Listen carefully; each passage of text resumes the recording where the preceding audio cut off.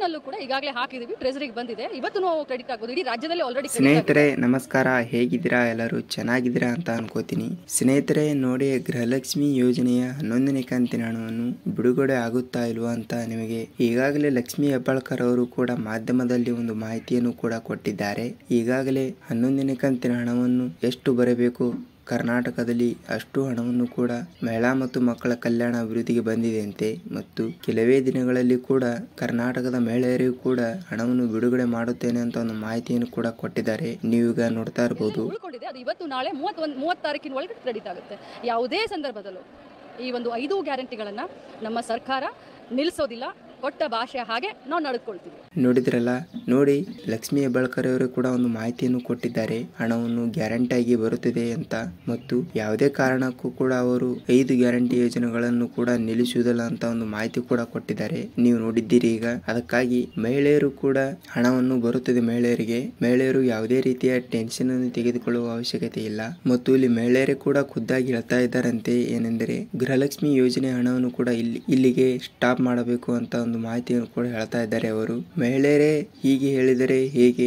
ಗೃಹಲಕ್ಷ್ಮಿ ಯೋಜನೆ ಹಣವನ್ನು ಕೂಡ ಕರ್ನಾಟಕದ ಎಲ್ಲಾ ಮಹಿಳೆಯರು ಕೂಡ ಪಡೆದುಕೊಳ್ಳಬೇಕು. ಹಾಗಾಗಿ ಲಕ್ಷ್ಮಿ ಹೆಬ್ಬಾಳ್ಕರ್ ಅವರು ಕೂಡ ಮಾಧ್ಯಮದಲ್ಲಿ ಒಂದು ಮಾಹಿತಿಯನ್ನು ಕೂಡ ಕೊಟ್ಟಿದ್ದಾರೆ. ಅವರು ಯಾವುದೇ ಕಾರಣಕ್ಕೂ ಕೂಡ ಗೃಹಲಕ್ಷ್ಮಿ ಯೋಜನೆ ಹಣವನ್ನು ಕೂಡ ನಿಲ್ಲಿಸುವುದಿಲ್ಲ ಮತ್ತು ಗ್ಯಾರಂಟಿ ಯೋಜನೆಗಳನ್ನು ನಿಲ್ಲಿಸುವುದಿಲ್ಲ ಅಂತ.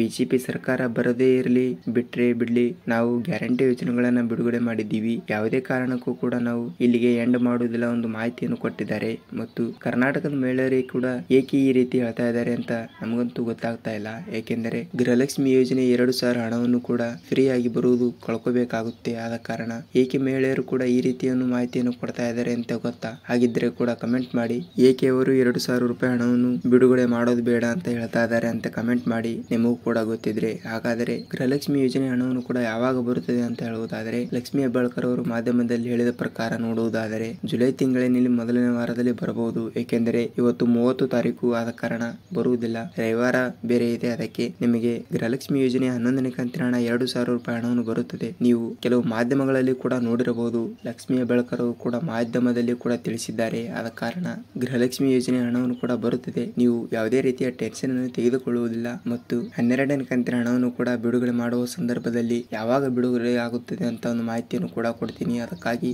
ನಿಮಗೆ ಸದ್ಯ ಡೌಟ್ ಕ್ಲಿಯರ್ ಆಗಿರಬಹುದು. ಏಕೆಂದರೆ ಗೃಹಲಕ್ಷ್ಮಿ ಯೋಜನೆ 11ನೇ ಕಂತಿನ ಹಣವನ್ನು ಮಾಧ್ಯಮದಲ್ಲಿ ಲಕ್ಷ್ಮಿ ಹೆಬ್ಬಾಳ್ಕರ್ ಅವರು ಕೂಡ ಒಂದು ಮಾಹಿತಿಯನ್ನು ಕೊಟ್ಟಿದ್ದಾರೆ, ಯಾವಾಗ ಬಿಡುಗಡೆ ಆಗುತ್ತದೆ ಅಂತ. ಅದಕ್ಕಾಗಿ ಜುಲೈ ತಿಂಗಳಿನಲ್ಲಿ ಅಂದರೆ ಒಂದು 2-3 ದಿನ ಬಿಟ್ಟು ನಿಮ್ಮ ಖಾತೆಗಳಿಗೆ ಹಣವನ್ನು ಬಿಡುಗಡೆ ಆಗುತ್ತದೆ. ನಿಮ್ಮ ಖಾತೆಗಳನ್ನು ಒಂದು ಸಲ ನಿಮ್ಮ ಬ್ಯಾಂಕಿಗೆ ಹೋಗಿ ನಿಮ್ಮ ಪಾಸ್ಬುಕ್ ಅನ್ನು ಚೆಕ್ ಮಾಡಿಸಿಕೊಳ್ಳಿ, ನಿಮಗೆ ಹಣವನ್ನು ಜಮಾವಣೆ ಆಗಿರುತ್ತದೆ. ಸ್ನೇಹಿತರೆ, ನಿಮಗೆ ಮಾಹಿತಿಯನ್ನು ಹೇಗೆ ಅನಿಸ್ತು ಅಂತ ಕಮೆಂಟ್ ಮಾಡಿ ಮತ್ತು ನಿಮಗೆ ಯಾವುದರ ಬಗ್ಗೆ ಮಾಹಿತಿಯನ್ನು ಬೇಕೋ ಅದರ ಬಗ್ಗೆ ಕಮೆಂಟ್ ಮಾಡಿ. ಮತ್ತು ಗೃಹಲಕ್ಷ್ಮಿ ಯೋಜನೆ 11ನೇ ಕಂತಿನ ಹಣವನ್ನು ಹೇಳಿದ ಹಾಗೆ ಜುಲೈ ತಿಂಗಳಿನ ಮೊದಲನೇ ವಾರದಲ್ಲಿ ನಿಮ್ಮ ಖಾತೆಗಳಿಗೆ ಬರುತ್ತದೆ. ನೀವು ಹಣವನ್ನು ಪಡೆದುಕೊಳ್ಳುತ್ತೀರಾ. ಅದಕ್ಕಾಗಿ ನಮ್ಮ ಚಾನಲ್ ಅನ್ನು ಮೊದಲ ಬಾರಿಗೆ ನೋಡ್ತಾ ಇದ್ದರೆ ಚಾನಲ್ಗೆ ಸಬ್ಸ್ಕ್ರೈಬ್ ಮಾಡಿ.